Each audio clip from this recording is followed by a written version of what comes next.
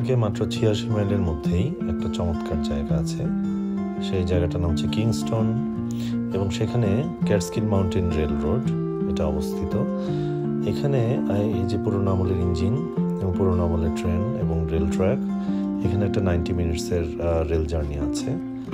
90 মিনিটসের rail journey আমাদেরকে কিছু দূর গিয়ে আবার ওই একই পথে ফেরত নিয়ে আসে।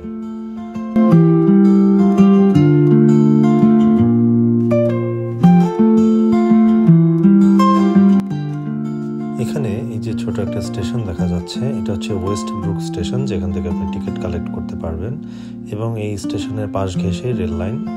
এই রেল লাইন দিয়ে আপনাকে এখানে একটা ছোট প্ল্যাটফর্মের মতো আছে, র্যাম্প, এই র্যাম্প দিয়ে ট্রেনে উঠতে হবে। এই ট্রেনগুলো হচ্ছে খোলা এবং দুপাশ খোলা। আপনারা দেখতে পাচ্ছেন যে দুপাশ একদম খোলা এবং নেচারের মধ্যে দিয়ে চলছে ট্রেন। খুবই সবুজ সুন্দর একটা পরিবেশ। এবং আমরা যেদিন গিয়েছিলাম সেদিন একটা সানি ওয়েদার ছিল, কোনো শীতও ছিল না, গরমও ছিল না। আমরা ফ্যামিলির সবাই বলতে আমি, আমার ওয়াইফ এবং বাচ্চারা খুব এনজয় করেছি। আর যখন এটা যাচ্ছিল, এই যে চোখ জোড়ানো সবুজ এবং প্রকৃতি দেখে সত্যি বিমোহিত হয়ে পড়েছিলাম।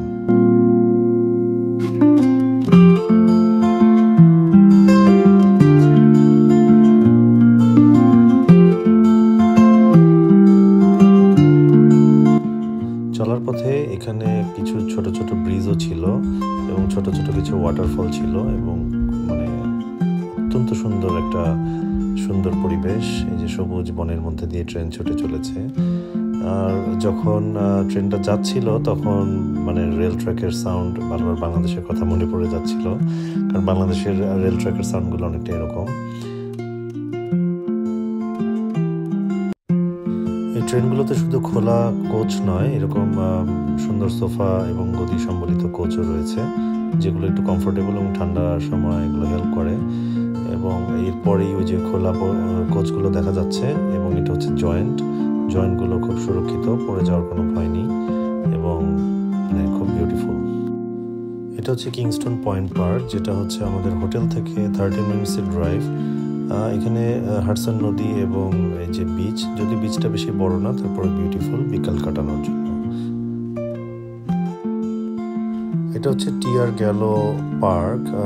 এটা পুরো নামটা আমার মনে নেই, তবে এখানে এই যে এই জায়গাটাও চমৎকার। এখানে এই যে ক্রুজ ভাড়া করা যায়।